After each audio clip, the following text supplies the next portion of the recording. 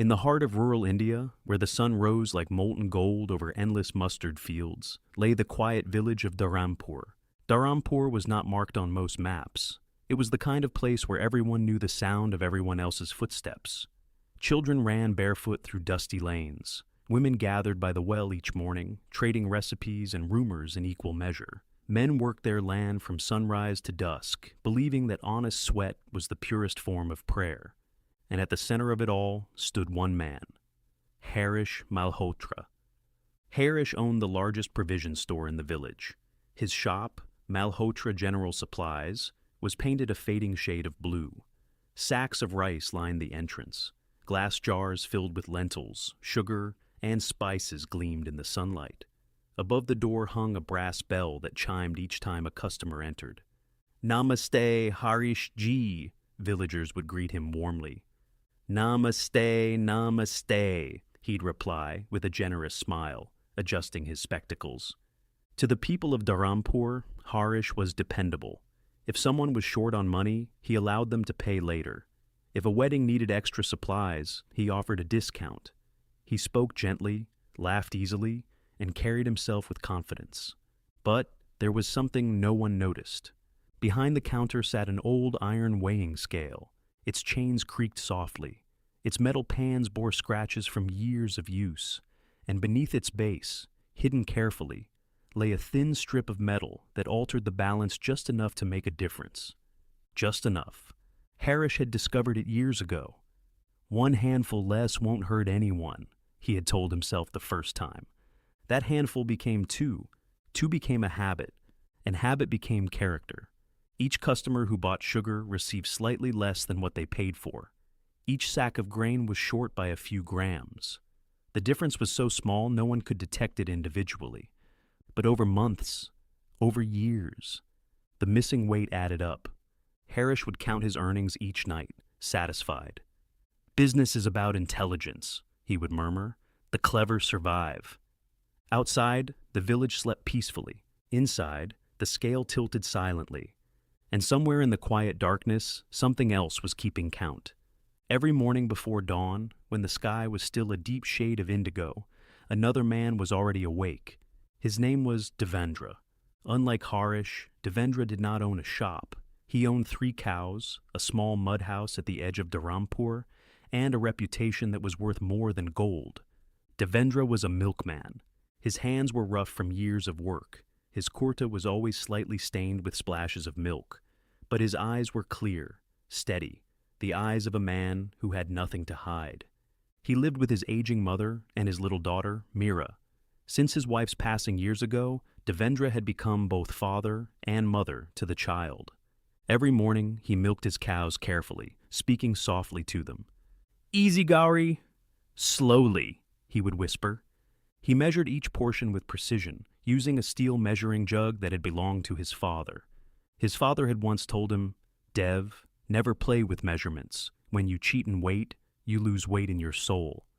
Devendra never forgot those words. Most of his milk went to homes across the village, but every third day he delivered a large container to Harish's shop. Harish would resell it as fresh dairy. Their exchange was always polite. "Ah, Devendra, right on time," Harish would say. "Time feeds trust," Devendra would reply with a small smile. Harish would weigh the milk container on his shop scale before paying him. And every time, the reading seemed slightly low. At first, Harish assumed evaporation, spillage, error. But as weeks passed, a thought crept in. "Is Devendra giving me less?" he muttered one afternoon, staring at the scale. His profits had dipped recently. Competition from a neighboring village had begun to threaten him. He was irritated, restless, and irritated minds look for someone to blame. The next delivery, Harish narrowed his eyes as Devendra placed the milk container down. The scale tilted. Harish's jaw tightened. "It's short," he said flatly. Devendra blinked. "Short?" "By nearly 200 grams. "That is not possible," Devendra replied calmly. "I measured it myself." Harish leaned forward. "Are you suggesting my scale is wrong?"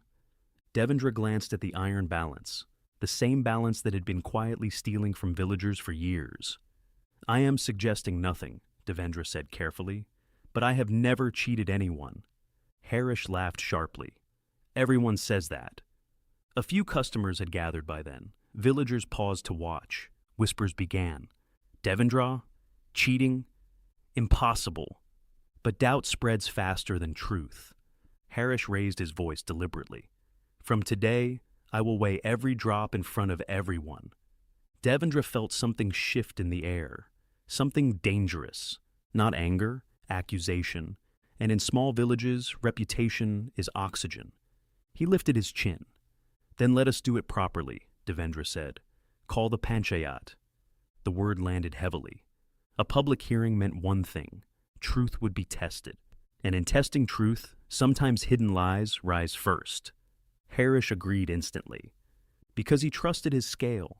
He didn't realize the scale had already betrayed him long ago. By late afternoon, the entire village of Dharampur buzzed with speculation.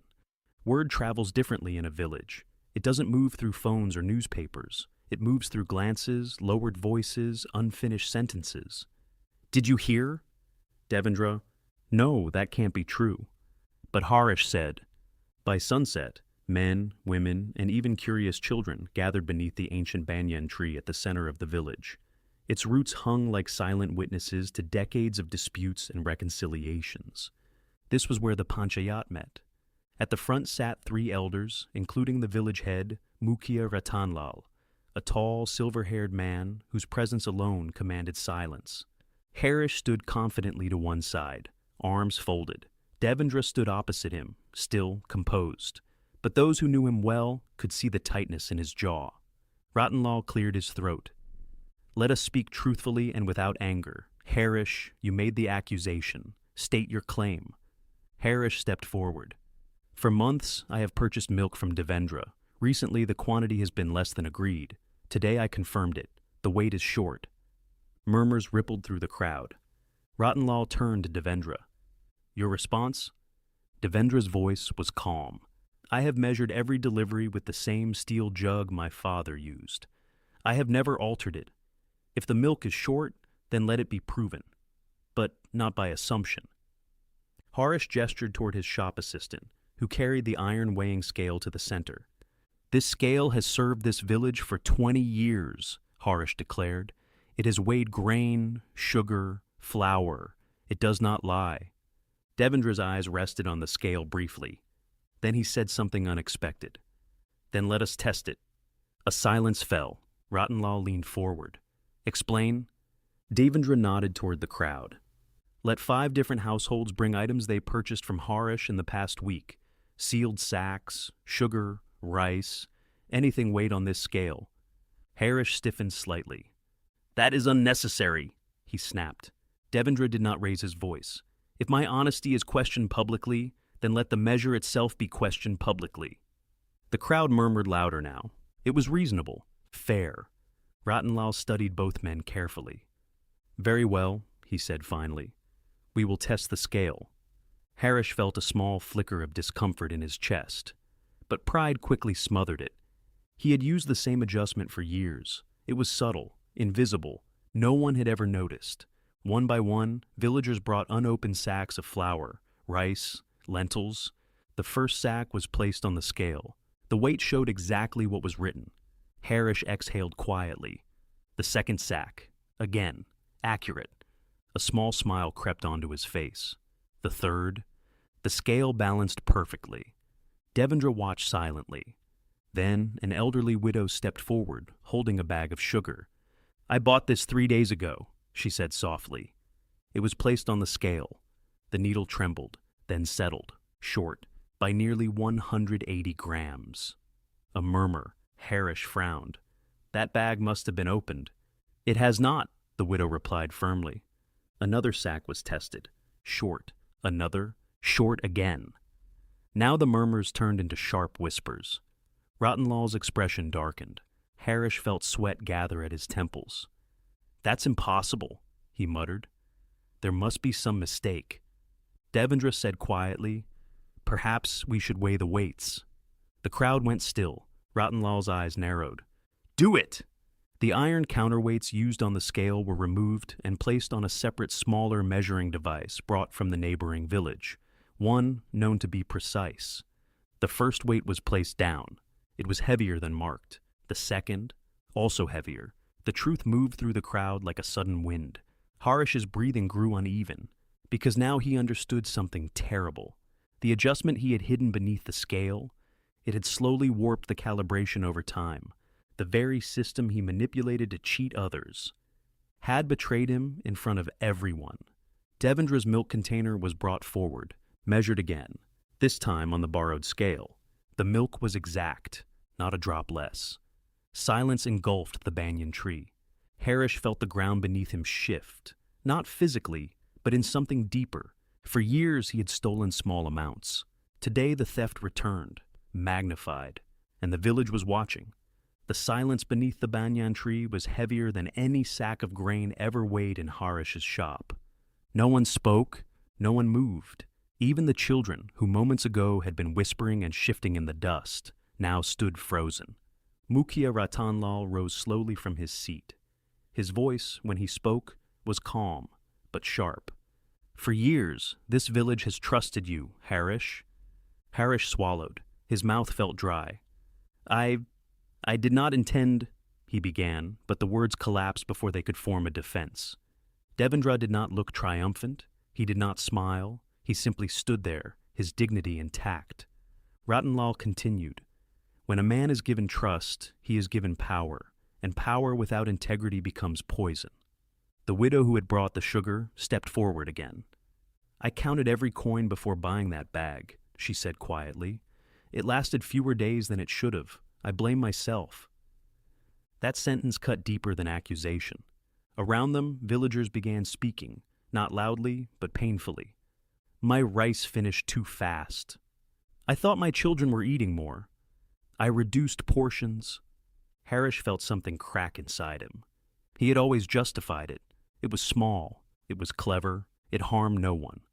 But standing there now, he saw the truth. Small theft from many becomes heavy loss for each. Ratanlal turned to him. "Do you deny what we have seen?" Harish's eyes moved from face to face. People who had greeted him every morning with respect. He saw disappointment. Not anger, disappointment. And that was worse. "No," he whispered. The word fell like a stone. "I adjusted the scale years ago. Only slightly. I told myself it was a business. I never thought—" "You never thought you would be weighed by it?" Ratanlal interrupted. Harish lowered his head. Devendra finally spoke. "Why accuse me?" The question was simple, direct. Harish hesitated, because the truth was uglier than the cheating. "My profits were falling," he admitted. "Competition, expenses, I needed a reason." "And I was convenient," Devendra said quietly. Harish could not meet his eyes. The panchayat deliberated briefly. When Ratanlal spoke again, his voice carried finality. "You will repay every household the estimated shortage from the past year." Gasps. Harish's savings would vanish. "You will publicly recalibrate your scale. And for 6 months, you will sell under supervision." The punishment was not dramatic. It was worse. It stripped him of status, trust, authority. But then Ratanlal added something unexpected. "And Devendra?" All eyes turned. "You will be compensated for the insult to your name." Devendra shook his head immediately. "I do not want money." "Then what do you want?" Ratanlal asked. Devendra looked at Harish. "I want him to understand what he did, not to me, but to himself." That sentence lingered long after the crowd dispersed, because in that moment, something became clear to everyone present. The scale had not just weighed milk, it had weighed character, and it had tipped. That night, Harish did not light the lantern in his shop. For the first time in years, the brass bell above his door did not ring in the evening breeze. He sat alone inside the darkened store, staring at the iron scale. It looked ordinary, harmless, almost innocent. "How did something so small become something so large?" he murmured. But deep down, he knew the answer. Small dishonesty repeated daily becomes destiny. When he finally returned home, his wife Sushila noticed immediately that something was wrong. "You're late," she said softly. "The whole village is talking." Harish did not respond. Their teenage son, Arjun, stood near the doorway, listening. "Is it true? Arjun asked bluntly. The question pierced. Harish looked at his son, a boy who admired him, who had once proudly told his friends, "My father runs the biggest shop in Dharampur." Yes, Harish said quietly. Arjun's expression shifted. Not anger, not even sadness, disillusionment. You always told me never to cheat in school exams, Arjun said. The irony hung in the air like smoke. Harish felt the weight of it pressed down on his chest. Over the next few days, repayment began. One by one, villagers came to the shop. Harish counted coins and notes, returning money he had once proudly considered profit. Each refund felt like a public confession. Some villagers accepted the money silently. Others avoided eye contact. A few said nothing at all, which hurt the most. Business slowed, not because people had nowhere else to buy grain, but because trust, once cracked, does not return easily. At night, Harish began waking suddenly, sweat on his forehead, heart racing. He dreamed of scales tipping endlessly, never balancing. Meanwhile, Devendra's life did not change dramatically. He continued rising before dawn, continued speaking gently to his cows, continued measuring carefully. But something subtle shifted in the village. When he walked through the market, people greeted him with deeper respect, not sympathy. Respect. One evening, Arjun approached Devendra near the well. "Uncle," he said awkwardly, "how did you stay calm that day?" Devendra smiled faintly. "When you know your measure is clean, you do not fear being weighed." The words stayed with Arjun, and slowly something else began to unfold, something Harish did not expect. His loss was not finished, because karma does not always return in money. Sometimes it returns in mirrors.